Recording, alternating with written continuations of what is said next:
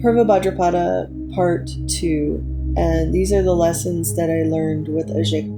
And so maybe this will help you going forward into the next nakshatra.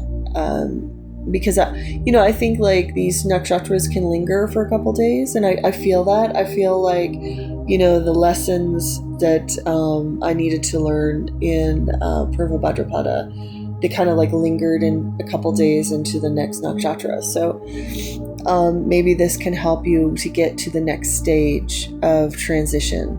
And so in the previous video, I talked about some of the aspects of Ajay, the fire dragon that rules this star, and how Ajay really, he brings about the destruction of the old world, the destruction of things that are just not sustainable anymore. He burns up the things that are not working. And we've seen this on the world stage in the last 2 weeks. We've seen like wars spark everywhere, and they just seemingly like it doesn't even make sense. We've had a lot of political issues. A lot of people have been very emotional politically. We also, like here in the West, we've had unprecedented fires for spring. In fact, what's really wild, it's funny, somebody's fire alarm is going off right now.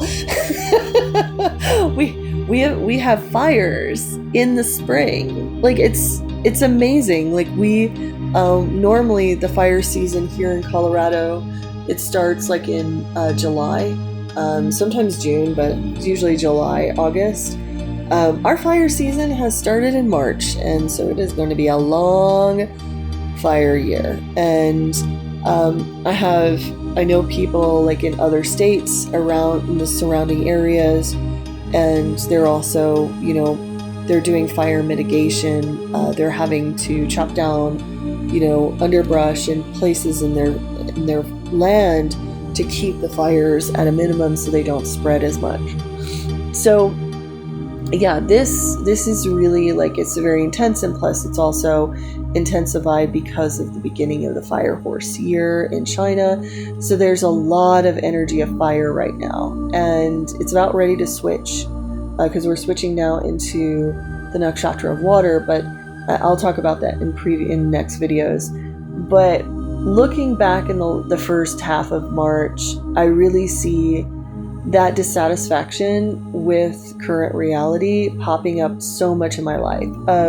Things just weren't working. So about a month ago, I started developing some issues with my organs, and never ever had issues with my organs before, liver and spleen issues. And it's been frustrating. And like when you go to the doctors, like unless it's like very severe, your doctor's really not going to notice anything.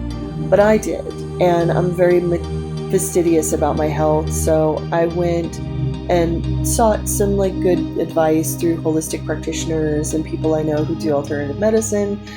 I finally figured out what my problem was, and the problem was I absorb too much iron. I have a genetic disorder that causes me to absorb too much iron from my food.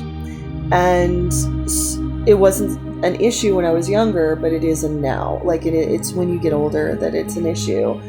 And 30% of people with my blood type have this issue. So I'm like, okay, the solution is to donate your blood.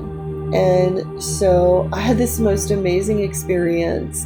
And I was praying to the gods and the ancestors as I was doing this, like, let this be, for my health and benefit for all.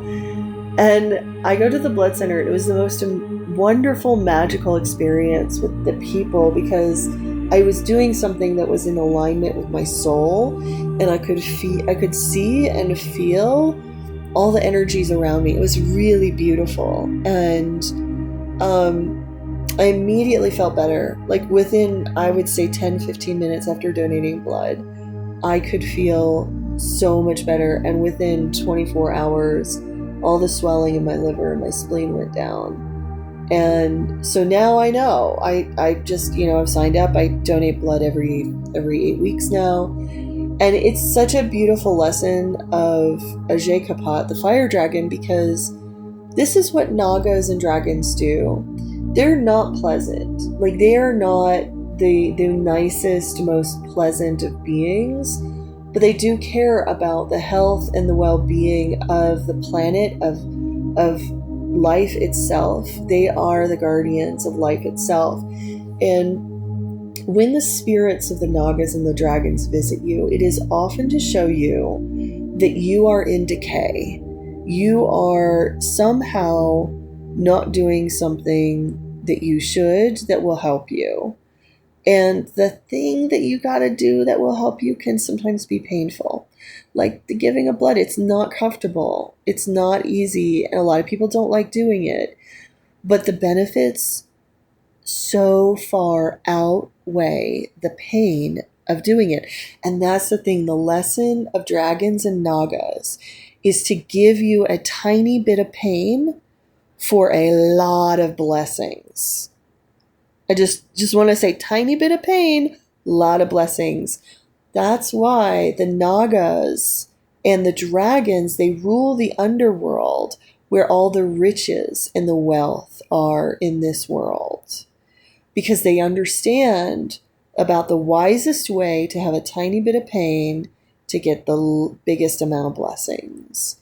And it's all about the right kind of pain. We don't need the pain of destroying ourselves, because that's not beneficial. Too much pain, you lose resources. So what is the right amount of pain in order to get the greatest amount of blessings? And the best way you can do is to pray to the Nagas, pray to the dragons for advice in doing that.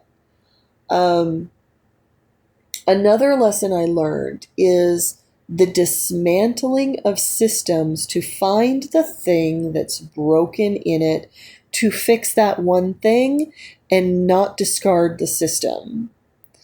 So, and this played out in my bicycle. I know it's just a weird, it's a weird thing, but if you're a magician, you begin to realize like nothing in your life happens for no reason. It happens because it's a reflection of the macrocosm energies that are around you.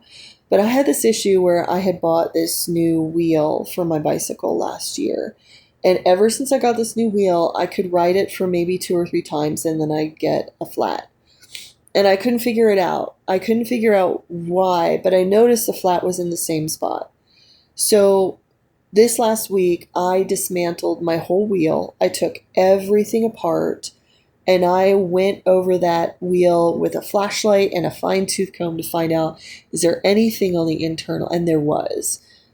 When the welder was creating the wheel well, there's a little seam of metal that sticks out. It kind of pokes out into the wheel well. So I sanded it down. That's all that needed to be done. That was the little discomforting thing that I had to do. I needed to sand down that little seam in order to make sure that I don't have flat tires all the time.